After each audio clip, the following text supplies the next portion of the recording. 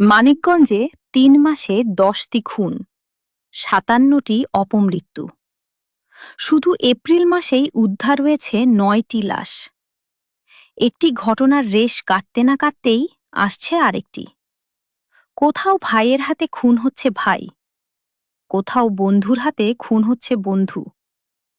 এক শিশুর মরদেহ উদ্ধারের পর ক্ষুব্ধ জনতার গণপিটুনিতে প্রাণ হারিয়েছেন ২ জন। সালিশে নির্যাতনের শিকার হয়ে আত্মহত্যা করেছেন এক তরুণী। কারণ কি? তুচ্ছ বিরোধ, পারিবারিক কলহ আর মাদক। সামাজিক বন্ধন এখন এতটাই দুর্বল হয়ে পড়েছে যে ছোট্ট একটা ঝগড়াও শেষ হচ্ছে খুনে। বেকারত্ব আর হতাশা মানুষকে ঠেলে দিচ্ছে অন্ধকারের দিকে। মাদক ছড়িয়ে পড়ছে ঘরে ঘরে, কিন্তু থামানো যাচ্ছে না। পুলিশ বলছে নজরদারি বাড়ানো হয়েছে, চলছে প্রতিরোধমূলক কার্যক্রম।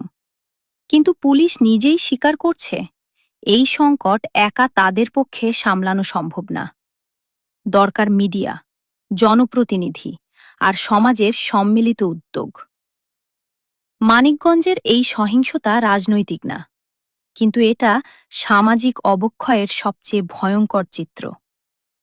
আইন দিয়ে অপরাধ ঠেকানো যায়, কিন্তু মানুষের মন বদলাতে লাগে সচেতনতা, লাগে শিক্ষা, লাগে পরিবার, লাগে সমাজ।